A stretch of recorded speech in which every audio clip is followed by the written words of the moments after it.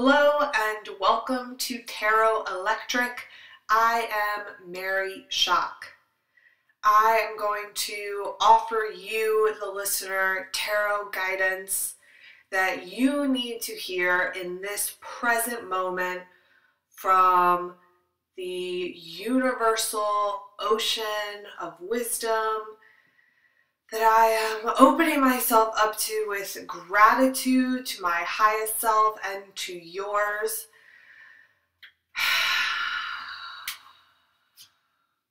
And the card is the Empress. This is a great card. I like to see it anytime it comes up. This is a card that asks us all to welcome abundance into our lives.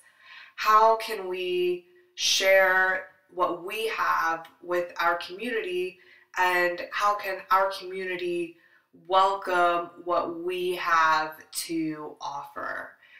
This can be a very productive period of time, so we can get a lot done. We can get creative things done, and this can be a birth of our own self, our own visions, our own projects and passions into the world. So if you're working on something, I would just work on it extra hard in this time and really think about how you can be delivering your projects and your passions and how you can be sharing them with the world around you, because now is the time to release everything that we have been working on in our hearts and our souls and our passions and in our basements and in our hobbies and in our lives. This is the time to really bring it to the table. And the Empress is also this nurturing mother.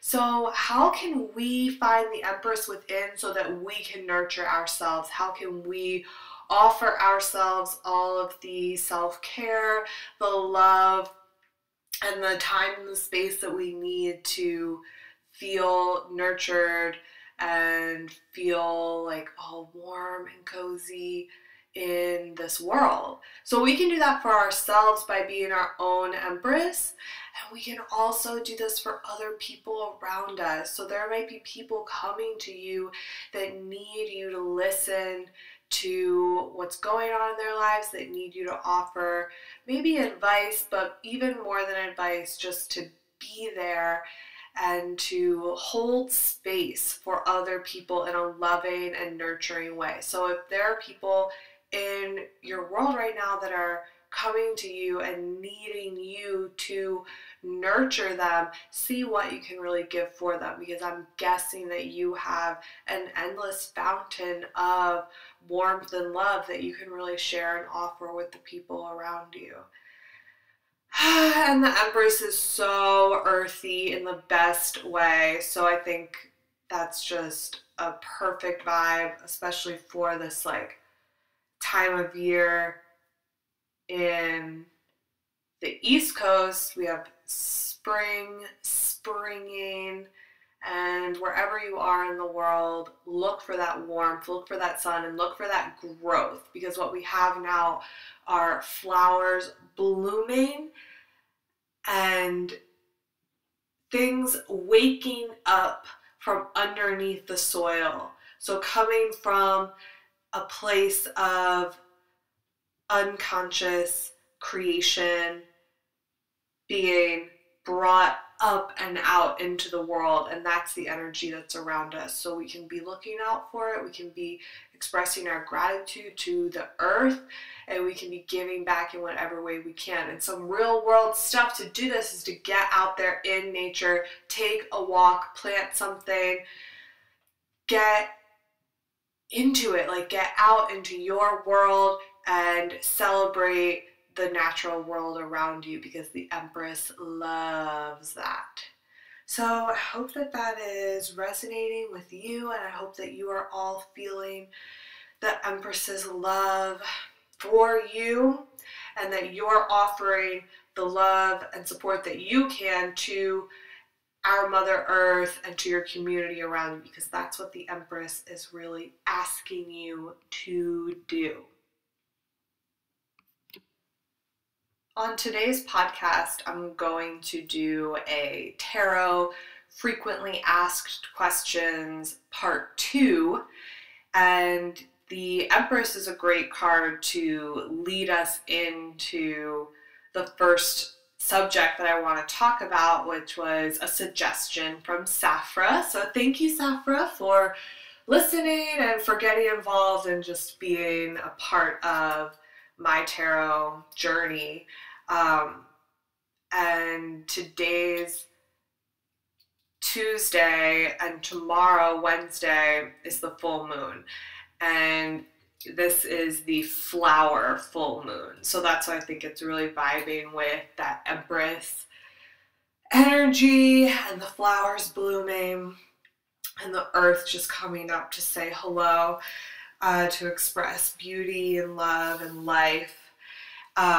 So tomorrow's tomorrow's full moon, Wednesday, the flower moon, and it's happening at 5:43 p.m.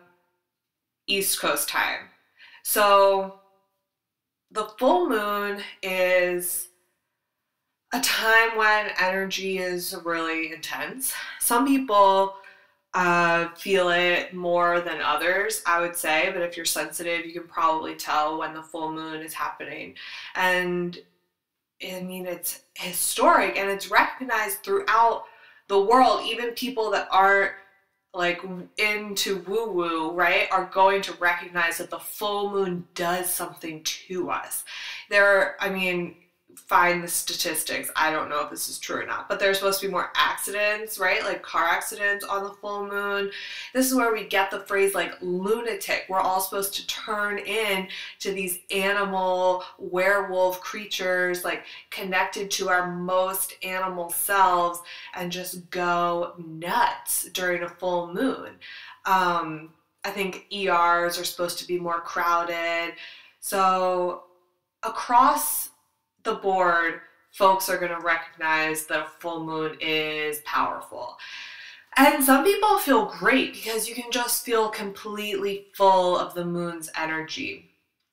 But I personally feel overwhelmed and intense usually during a full moon. I mean, I feel fine today, but they're usually not good times for me to be social.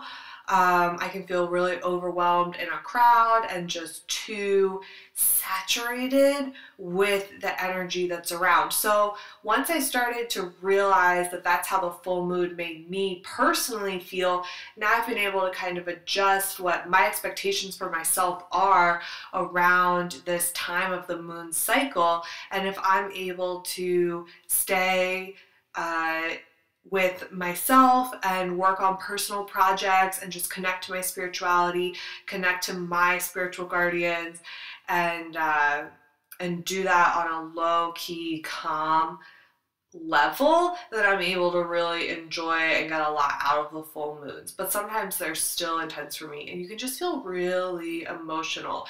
It's like we are full. So just as the moon is full, we are a reflection of that cosmic being. So our selves, we just get full of this magical, emotional, watery, loving, but intense energy. And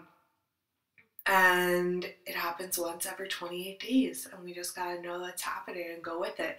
So the new moon, once we get the full moon, then the moon wanes, which means it gets smaller, and in about 2 weeks after the full moon you get the new moon, and this is where you really can't see the moon at all in the sky. It's invisible to us, and at that time some people may feel more depressive or lacking energy, tired.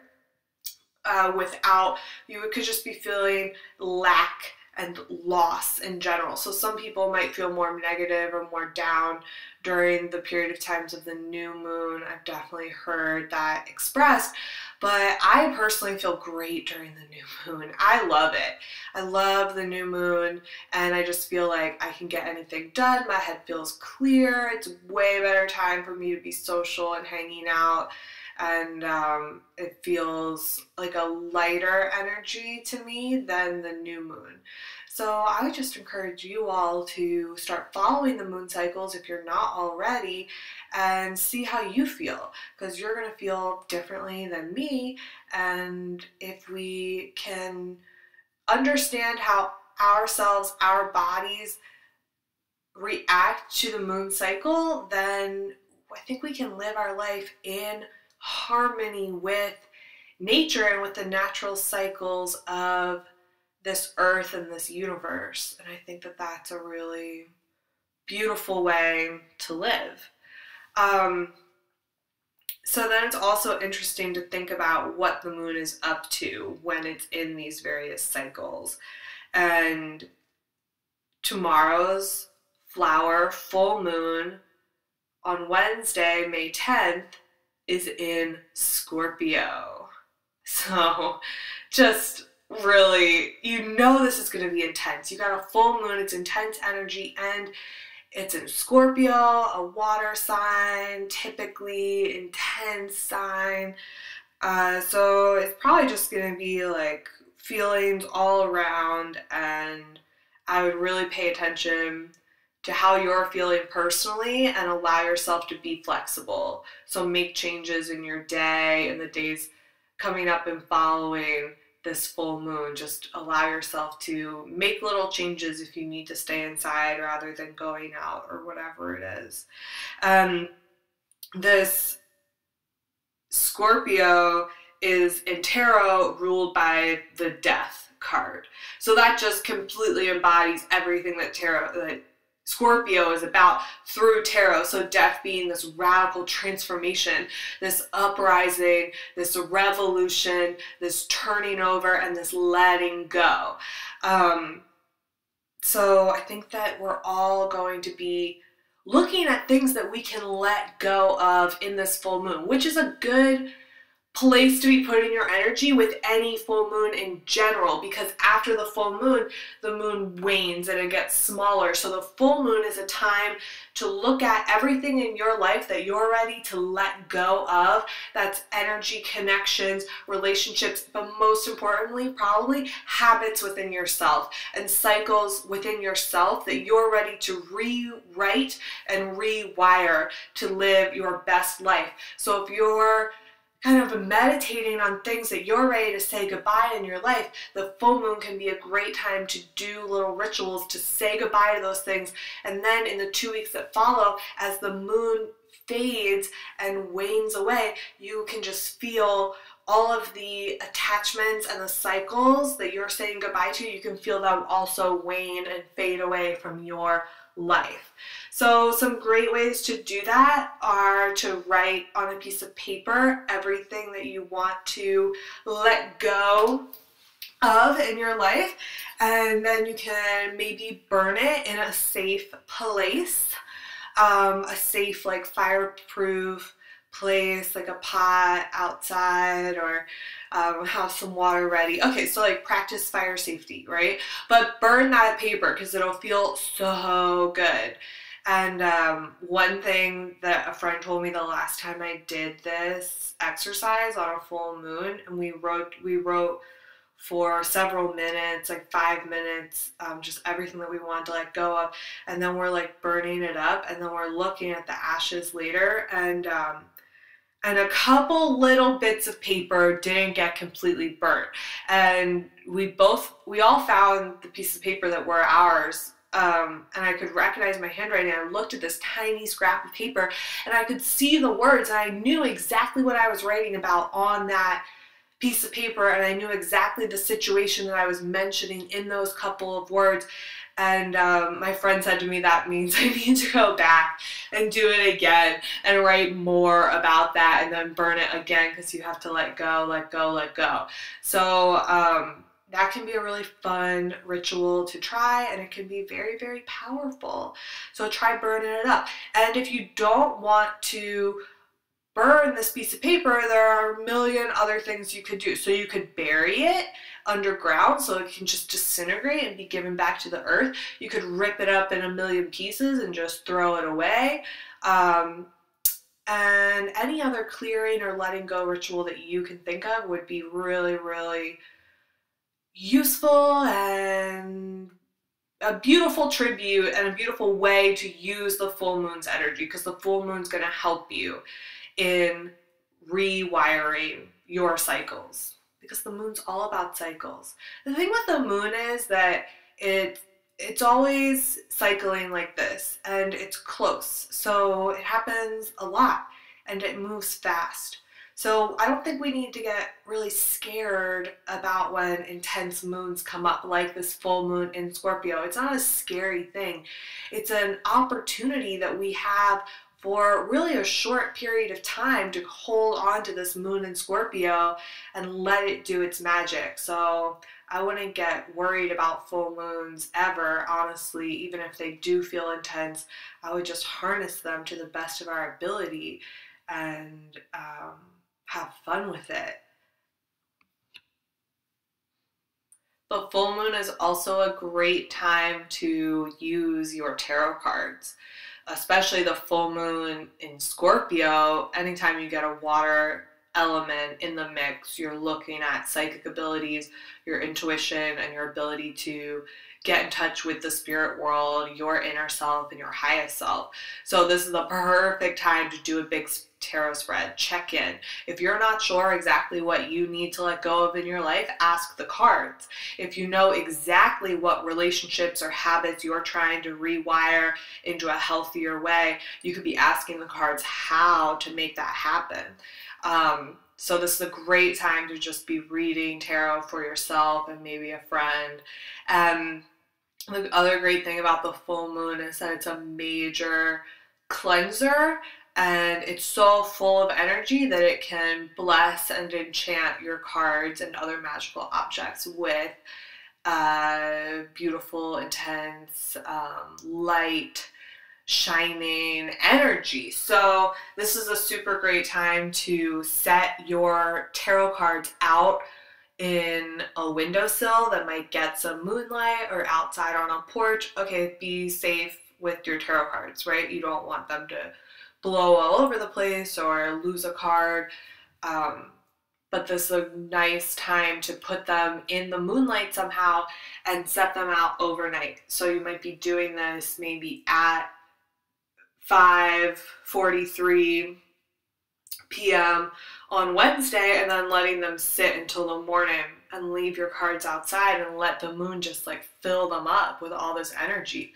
Before that, you might want to clear them with maybe a smoke cleanse, or just give them a little knock and a shuffle, whatever you want to do to clear their energy. It's nice, I think, to do that and then let the full moon shine to just leave your cards to soak up all that moon energy.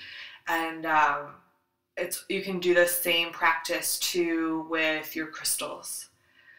So you can put all your crystals outside, any like magical instruments you have, books, journals, anything. Another great way to get rid of negative energy, or just clear and cleanse your cards so that they're ready for new topics, new spreads, so that they're fresh and clean, is to pop them in the freezer for a couple minutes. Because just a couple minutes, but that'll kill anything. You can get all vibes, just clean slate for your cards, for your crystals, to pop them in the freezer for a short period of time. So you can leave them out in the moon, let them soak up all that energy, and come back to them the next day and feel how lit they will feel. They will feel like an electric buzz. And you can make moon water this way too. So you can leave water out in a bowl or in a jar and let the moon's energy hit this water and just infuse it. Sometimes I'll put a crystal or herbs in the water. You can just do anything that feels right to you intuitively, that you need to be blessed by this moon. You can leave it out there for that reason. So sometimes if I can't leave my cards outside, what I'll do is put water outside in a jar or in a bowl, and then that's my holy moon water, and then you can go and bless your cards with the moon water and bless yourself with the moon water, and you can have it for maybe the rest of the month till there's another full moon, or for however long makes sense to you. So try making some moon water, try a tarot spread, tell me how it goes.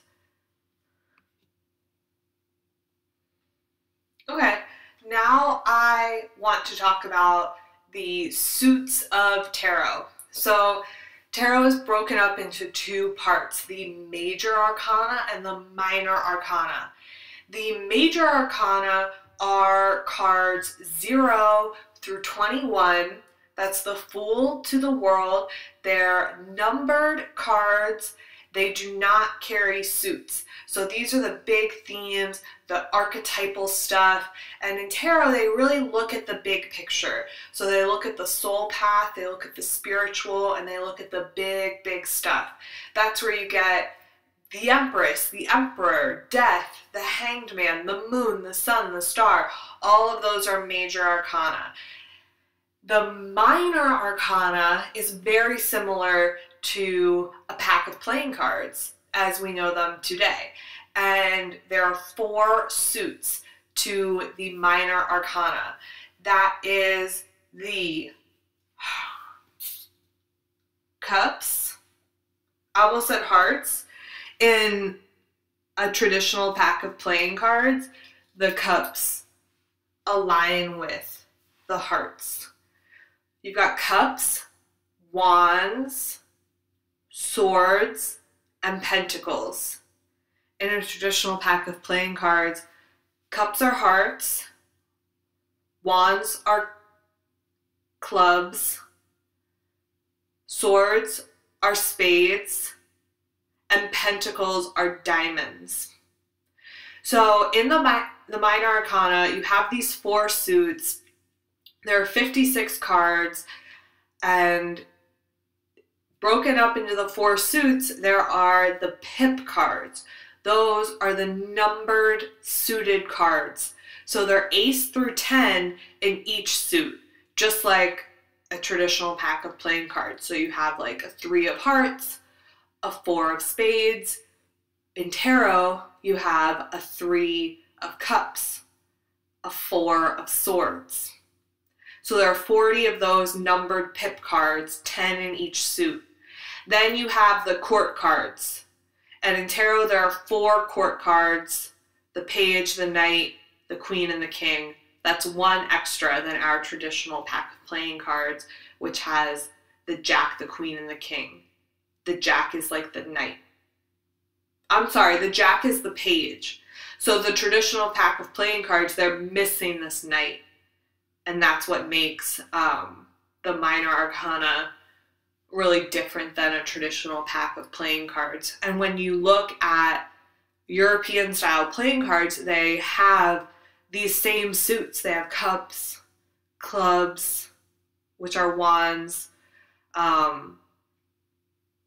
So that their history is completely linked and parallel, and really playing cards evolving from tarot and playing cards evolving from the same place, really. And as they were printed for mass consumption, the images of the suits just got simpler and simpler, right? So it would be easier to print a heart than a detailed cup every time.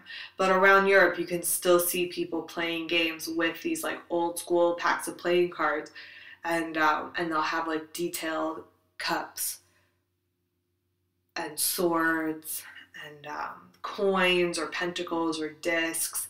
Okay, so the Minor Arcana is really going to talk about day-to-day stuff. It's practical guidance, smaller than the Major Arcana. Where the Major Arcana is looking at big life themes, the Minor Arcana is going to help you today, it's going to help you tomorrow, it's going to help you next week, and it's going to talk about more detailed pieces of our lives. So the Minor Arcana is very important, and it can be really, really helpful to us. And a nice way to learn and to think about the Minor Arcana is to break it up into these suits. So what do these 4 suits mean? And how can our personal knowledge of what these suits mean help us in reading tarot? So to me, if you know for you what the cups mean, every time you pull a cup, you're going to be thinking about those themes. It's going to be helping you with a certain area of your life that the cups rule. And in that way, we're going to be looking beyond the scenes that are on our tarot cards and knowing in our heart what the cups mean overall. So a nice way to think about the suits, and this is the common way that elements are attributed to the 4 suits. So we can look at the 4 elements as being associated with the 4 suits of tarot. This is a common traditional way to break it up, but people will do it differently. So if it makes more sense for you to switch around these elements, then I would say go for it. This is just the way that I learned. I think it's a traditional way and it makes sense to me. So with all of this, I'm really just encouraging you to think about it for yourself and make your own associations. But it is really important that we think about it, we make these associations so that we know what the suits mean to us. Because a 4 of Swords is going to be different than a 4 of Wands. Okay, so when we break it up elementally, the cups are related to water. The wands are related to fire. The swords are related to air. And the pentacles are related to earth. So for me, and what you'll see traditionally a lot when this cups come up and they're related to water, so you're looking at the waters of the unconscious. You're looking at your intuition, your internal life, love, relationships, emotions, feelings, and spirit. All of that gets wrapped up in the cups. I look at the cups as just being an offering from the heart of love and spirit and feeling and emotion, and they're internal. So whenever I see a cup, I'm thinking about what are the emotions here, what are the feelings, what's coming from the heart in this situation. Then the wands are fire. So fire being this spark of life. When you see the wands, they're often drawn with leaves. This is because they're a living wand. They're alive with the spark of life and energy. So this fire of the wands is completely related to energy. It's how we behave in the world, and it's fire, it's passion, it's creativity, and it's sexuality. It's the origin of life. So it's this spark, and sometimes it can even get into family issues because you're looking at how that spark of life is passed down from family into new beings, and really, really passionate, really energetic, hot and exciting. I mean, it's creative, just lit up, the wands. So then the swords are air. And air is like mental thoughts, mind space. It's your reasoning. It's your ability to use logic in a situation. It's all in your mind. It's action. It's action that stems from our thoughts and our plans. So where wands can be our behavior that comes from our energetic spark, our impulses, our instincts, the swords are action that comes from our mind, our logic, our reasoning, and our thoughts. Then we have pentacles, and pentacles are earth. They are grounded, and they're related to our environment and our home, and also our job and our money. Totally related to finances. Sometimes pentacles are called coins or discs. So they're definitely talking about money, but they're also talking about the home, the community, society that we exist in. And they're super, super grounded and earthy. So sometimes I see them as nature too, and our experience in nature. So I think that it's really useful to understand what each suit has to bring to the table in its own personality and its own wisdom. So in this way, when I get pentacles in a spread, I'm thinking, okay, I'm all about my world right now. I'm all about my earth. I'm all about my environment. I'm about my home, job, and money. And if I get a whole bunch of cups in a spread, I'm thinking, oh, I'm really inside my own emotions in this one. I'm connecting on a spiritual level. I'm in my own feelings and my own heart space. And I might be dealing with relationships too. So they're going to be different. I guess I should talk about the court cards now, because they're very important in the Minor Arcana, and they can also be super confusing. Some people are going to look at court cards and think that they're always representing someone in the spread.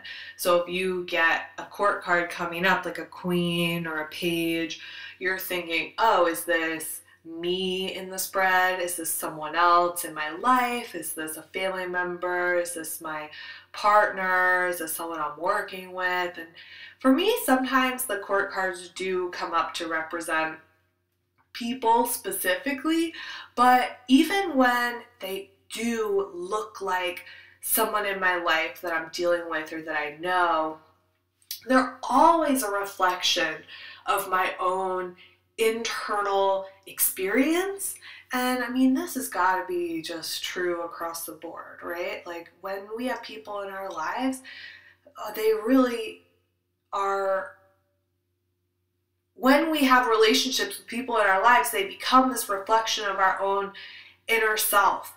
So other people are going to have a different relationship with an individual than I do, and that's because I'm always coming to a relationship with my own experiences and like my own pair of like Mary shock goggles that kind of paint a person in a particular way based on my own experiences. So in this way, the court cards act in the exact same fashion. So even when a court card, I'm looking, I'm like, oh, this looks like a friend of mine, and I know that that is my friend, whether it's going to be a queen of cups or a queen of wands or a queen of swords or a queen of pentacles, that in as much as it explains my friend and where they're coming from and who they are, it's also a reflection right back at me. So I think it's really important to look beyond kind of trying to figure out who these court cards are and using them as energies that we hold in ourselves and in our lives, because I really think that that is tarot's most useful place when we use it for our own interpretation of our own lives and our passion and our paths, rather than trying to get inside other people's heads or figuring out like, what is someone thinking of me, or what is someone else going to do, or what should I do with and about and for this other person. When I'm reading for other people, I always just stick to the person I'm reading with. You can't read for someone who's not in front of you and asking for it. That's a matter of consent. And also, it's just not even important. It's not useful information really to get like, oh, what's someone else thinking about me? Like, who cares? What am I thinking about me? What's my internal life reflect? Because that's all that I can control, right? Okay, so looking at the court cards from this internal place of reflections of myself and guidance for how I can live my best life, here's how I break down the court cards. You have the page. This is the first one. This is the messenger, the youth, and the conveyor of energy. So sometimes the page is really going to be like a young person, but it always carries this energy of youth, naivete, and just freshness, like greenness, no matter what your actual age is. So you're looking at this unknowing energy that makes you fearless in the page. I always think of the page as a learner and a student. So the page is the apprentice and the page is studying. So when the page comes up for me, I'm thinking, oh, what am I studying? What am I working on? What am I trying to learn more about? And sometimes it's a message from that suit. So you might be getting a page of cups, and then I'm saying, oh, this is a message from the heart. This is a message about my feelings and emotions and my love and where it's coming from. And I need to learn more about this. So how can I be a student to my own heart space? How can I learn from my own emotions and feelings? And what is there for me that I can learn from that will enlighten my path? And then maybe I'm getting a page of swords, and then I'm thinking, oh, I need to be learning about my thoughts, my mental, my mind space, my logic, and my reasoning. So I really need to be studying hard here.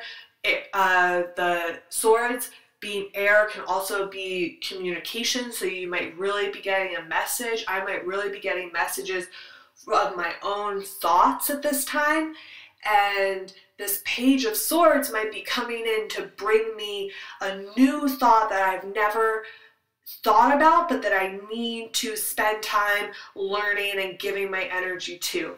So when the page of swords come up, I'm thinking, okay, I need to use my logic, use my reasoning, use my mind, use my intelligence, and I need to get creative and get thinking in some new and different ways. And I need to be open to new ways of thought being presented to me. I need to be open to changing my mind. Okay, so that's the page.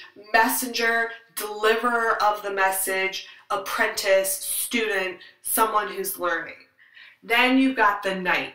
Now the knight's the only court card that's not in like our traditional playing cards, and I've heard it kind of suggested that maybe this knight is just like ran away from the deck basically to maybe spread the message of tarot around the world. And the knight's a wild one. The knight is on a horse typically. The knight is action and movement regardless of the suit, because the knight is riding this horse. So I'm always looking at the knight as something very active, moving, and adept at change, ready for change, sometimes bringing change. And I see the knight as extremes. And the knight is this little warrior that's just ready to go out and fight. And to fight for your highest good, for the energy of that suit. And the knights are just, they're pretty wild, honestly. So sometimes I get a Knight of Wands. And a Knight of Wands would be bringing in powerful energy, change, and action from a passionate, creative, life-giving place. So the Knight of Wands is just like this burst of fire into your life that changes everything. And you get extremes, so it can be like completely necessary, bringing in change and excitement where there was stifling inactivity.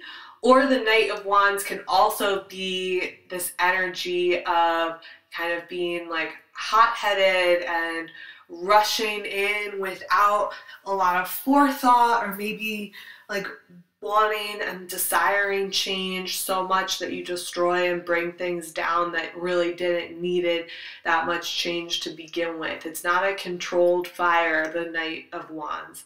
It's wild. And then the Knight of Pentacles is way heavier, way earthier, way more grounded, much slower energy. So the Knight of Pentacles might be a real slow change and a cautious step forward towards action and change. And the Knight of Pentacles might be stubborn in an area where change is really needed, and like an energy of us longing for change, but then on the other hand, we're feeling really Knight of Pentacles, so we're stubborn and it's hard to move forward, and we're scared of the change, and we're grounded in our ways. But the Knight of Pentacles can also be like a steady, slow but steady, moving forward change and bringing it about in a natural way. So it's a way that is in alignment with the Earth's natural cycles. So that's the Knights. Action, action, action. And they're travelers. Then you have the Queen. The Queens I see as an internal experience of that suit in totality.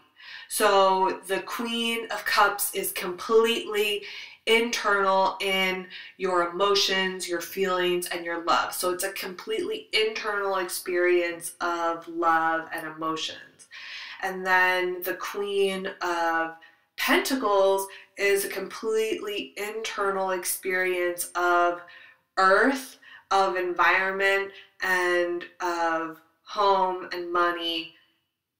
And that might be feeling like needing to create a stable and grounded environment for yourself personally, feeling a lot of personal power from an internal experience and creating safety and groundedness from within, and working on your personal growth is everything that the Queen of Pentacles would be about. I see her as an Empress kind of a vibe, but in the Minor Arcana. So all about you and working on that growth and abundance from within. And then the King is like an external experience of the suit in the totality. So the King of Swords would be excellent at communication, and a time when you would have personal power and an elevated stance to communicate all of your thoughts and ideas to the world around you, and the community would be listening. So you have this place in the community where others listen to you and your thoughts and your ideas, and you're able to communicate them. That would be King of Swords. And then the King of Wands would be really, the Wands are so fiery, they're exciting, right? And the King of Wands would just be completely passionate, creative, very sexual, experience, and to have that in an external way. So you would be really liberally letting your passions and your creativity come from your soul and be released into the world. So it would be a place where you would just be feeling so powerful and you would let everyone around you know. This is a very creative vibe, great for an artist, and just unleashing yourself, letting your passions shine out into the world. So that's kind of how I look at the court cards, and I hope that's helpful. The page is a learner. What are you learning? The knight is a traveler and active. So where is the action? And the queens are internal experience. The kings are external experience. That's a real quick roundup of the Minor Arcana. And think about those suits in terms of the elements, because it really helps me. Okay, the last topic for today is I'm going to talk about reversals quickly. This is a question that I get a lot again and again. What do you do when you get a reversal? So that's when the tarot card is upside down in the spread. And there are a bunch of different ways to work with reversals, and I just encourage you all, as always, to explore what's in your own heart and intuition for reversals, and you don't have to do exactly what I tell you. But my first advice for anyone that's starting with tarot, so if you're brand new, skip learning reversals. You don't have to work with them right away. Learning tarot can feel very overwhelming, especially if you're brand new and you get this deck of 78 cards and then you're reading the books and reading online and it's like, oh my goddess, there's another definition for a reversal. So I have to learn 78 card meanings then times 2 because I'm learning what they mean upside down. Like, hold the phone, that's just too much, right? So if you're starting out and it feels overwhelming, don't bother with the reversals. You can totally skip them. And I know amazing practiced readers, professional readers that never read reversals. And I've actually found that to be really common with the professional tarot community. So you don't have to read reversals if you don't want to ever, and I would definitely lay off the reversals until you feel really confident with your tarot game in general. So the way that I read reversals now is I just look at it in my heart first. Sometimes when I pull cards, I'll get a lot of cards reversed or maybe all of them. And if I look at the deck and I look at the spread and I say, hey, these are not supposed to be reversed. I was just holding the deck upside down, or it's just not making sense to me. I don't feel like these cards should be reversed. I'll just flip them all right side up and just go forward with it, right? So sometimes I just don't even read the reversals myself when I feel in my heart that they shouldn't be reversed. Or sometimes when I look at big cards, like some of the very cosmic ones, like the sun and the moon and the star, I feel like they have a light and a shadow to them regardless of reversed or upright. So some of the cards I think just, it doesn't make that much difference whether they're reversed or not.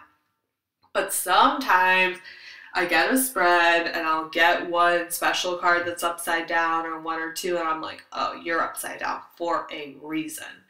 And when I do it, I read it as a challenge to turn that card right side up to bring its energy fully into the experience and into my life. So if I get the Empress reversed, I might be looking at this card and saying, oh, I'm not feeling completely abundant in my life. How can I bring abundance into the picture? How can I turn on my creativity, flip this card right side up, and be a nurturing caregiver to myself and be a person who is ready to bring forth my creative projects and everything that I work on producing from my passion into my life. So I see it as like a challenge to bring that card completely into my life. And sometimes I like to pull another card to cross this reversed card. So if the Empress is reversed and it's in this vertical position, I might pull another card and put that on top horizontally as a clarification. And I might be asking my tarot deck, what can I do to bring this card right side up? What do I need in my life to balance this out and to turn this card on? And I think that extra card as clarification can sometimes be very, very helpful. It can show you what is blocking you from fully experiencing the card's energy. So the crossing card can show me what the reverse card is being blocked by, or it can be guidance for what is needed to bring the reverse card completely into my life. So it can be a blocking or it can be a guidance. It really depends on what the card is and how it speaks with the reversed card. So you can pull a card for guidance anytime you like. Here's the thing I don't like about reversals is when you read often, you're going to read a reversal as meaning like the opposite of what the card needs. So some people might read the Empress right side up as abundance, and then when you get it upside down, you might be reading it as a lack of abundance and like no resources or like a barren opportunity.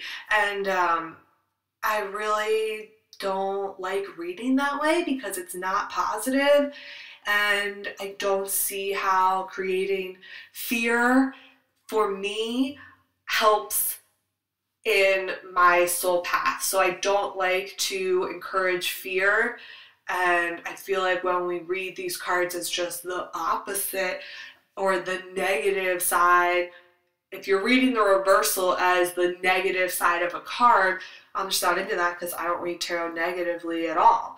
But it can actually help for some of the cards that might seem more negative. So if we get like the devil, and the devil's talking about everything that we're tempted by and our urge towards materialism and everything that keeps us chained to the past, maybe the devil upside down might mean that we're not chained to the past and that we are not materialistic and that we are not obsessed with a capitalist material base urge that would like weigh us down. So we might be free from all of that if we're getting the devil reversed, and that I'm kind of into. We can also see a reversal as being just a weaker side of the card. So maybe if the Empress upright is abundance, maybe the Empress reversed is like abundance but only in a couple areas, abundance but not over the top, like just what you need but not too much. So it can just mean like a weaker aspect of the card. Something else that I think is really interesting that I learned from Mary Kay Greer, a tarot celebrity who has a whole book about reversals, is maybe we can be looking at these reversals as a magical side of the card, so as the trickster. So try looking at these reversals and saying, what's coming from the spirit world? What's coming from upside down?